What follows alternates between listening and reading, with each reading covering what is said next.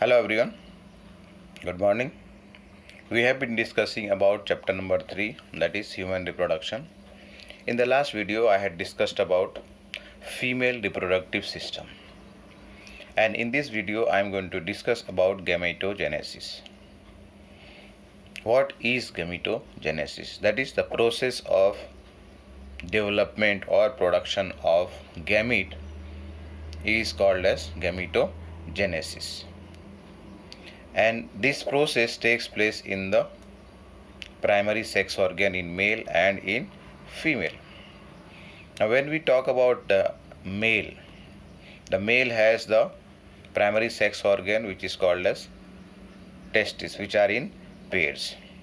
Here in this the sperm production takes place, and this process is called as spermatogenesis.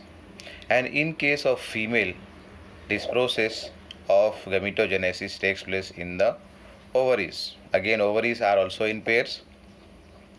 Now inside ovary, what happens? The ovum production takes place by a process called as oogenesis. Now here I am going to discuss about spermatogenesis. That means spermatogenesis in male. What happens here? Spermatogenesis process is a continuous process. It is a continuous process, but for the sake of convenience, this process can be further divided into two stages. One is the formation of spermatid, and then later on spermiogenesis, in which the spermatids are mature or they mature to form spermatozoa. Have a look on this chart or the figure, how it starts or how it takes place.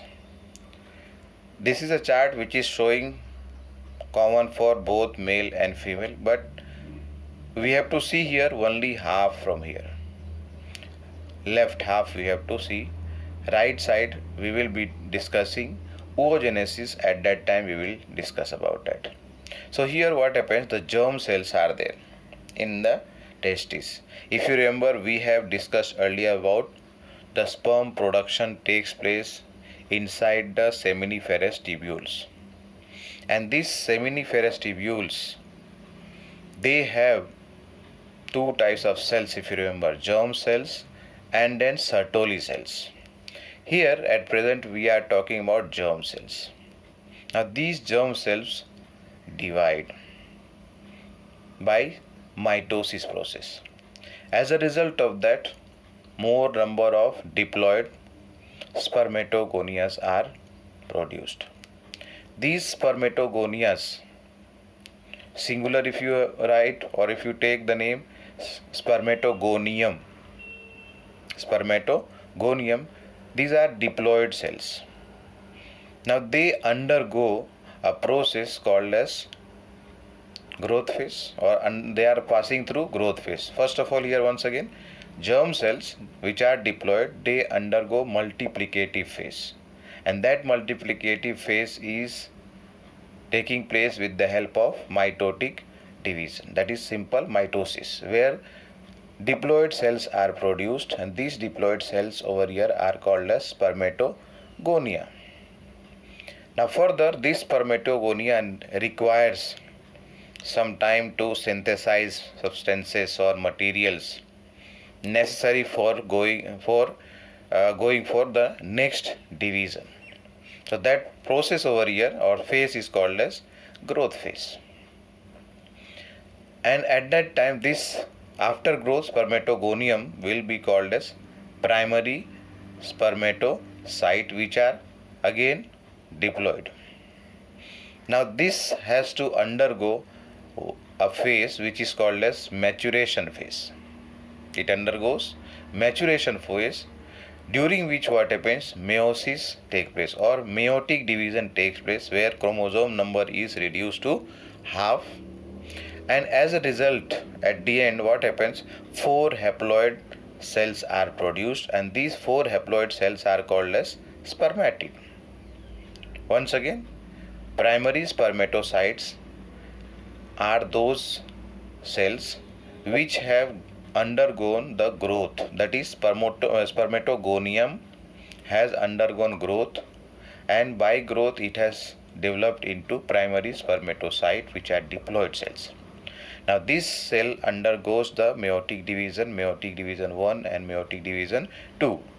As a result of first mitosis, it forms two cells which are haploid, means reduction division has taken place, and as a result of that, what has happened here? Secondary spermatocytes are formed, which are again over here haploid only. Here it was diploid, and over here the primary spermatocyte was diploid. Secondary spermatocytes are haploid now, due to reduction division. Second meiotic division takes place. As a result of that, secondary spermatocyte divides to form 4 haploid spermatids. And then this spermatid has to undergo a process which is called as spermiogenesis. During which what happens? It grows to maturity with the development of tail, and this is the mature spermatozoa, or simply you can call as sperm. They are capable of movement or motility, so that they can enter into the female reproductive tract and then swim through the uterus, reach into the fallopian tube, where fertilization has to take place. I have discussed in the figure in the chart. Same thing, if you just go through here, you are going to find immature male germ cell, that is called as spermatogonia. They produce the sperm by process called as spermatogenesis, and this will begin after a person has become sexually matured. And initially over here, the age, let us say somewhere between 12 to 15 years of age, at that time when a boy attains the maturity, sexual maturity, that period is called as puberty. So that means after puberty, this process of sperm formation takes place or starts in the seminiferous tubules of the testis. Now this spermatogonium, which are developed from the germ cells, which are present on the inner wall or on the inside wall of the seminiferous tubules. They multiply, I have discussed earlier, by mitotic division, and they increase in number. And later on, this spermatogonium undergo the meiotic division to form primary spermatocyte, which are now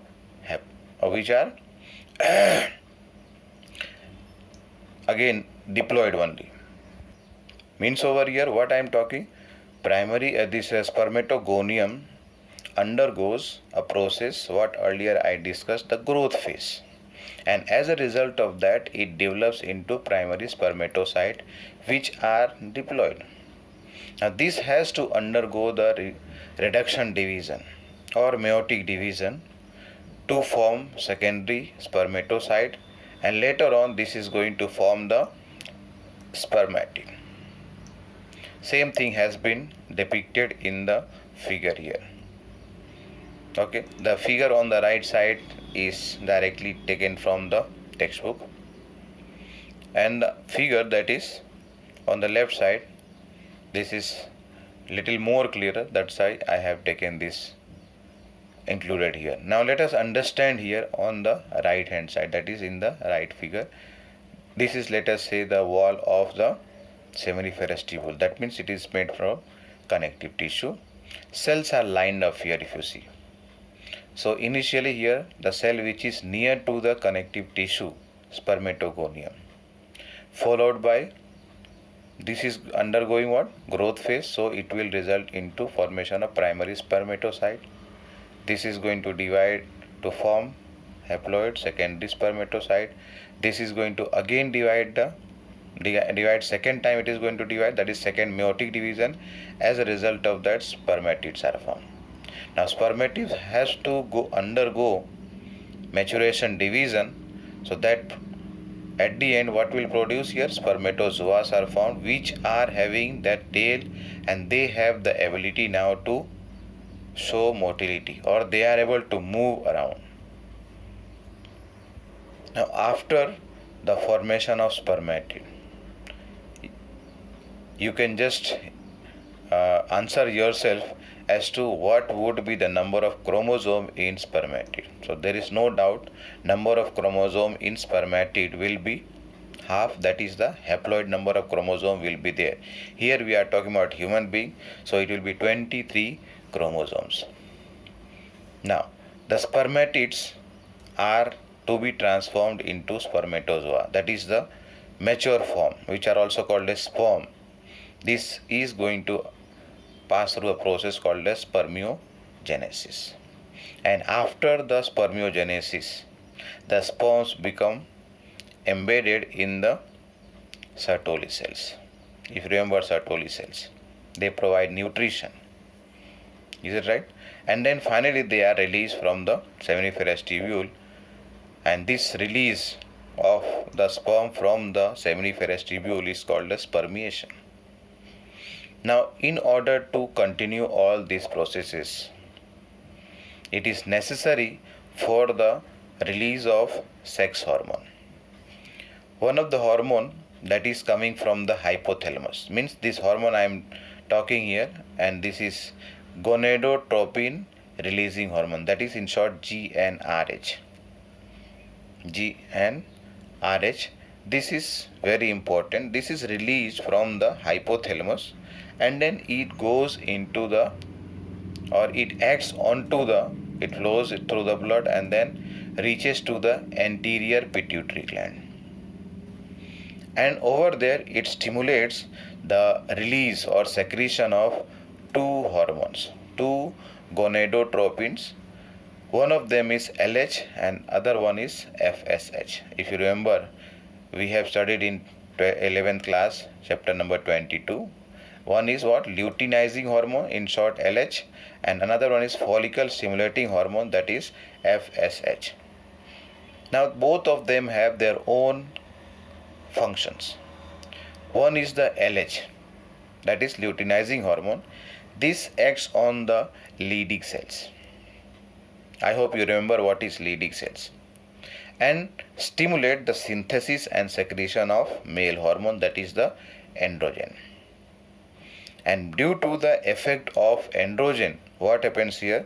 The process of spermatogenesis is stimulated, or the process of spermatogenesis takes place with the action of the androgen, that is a male hormone.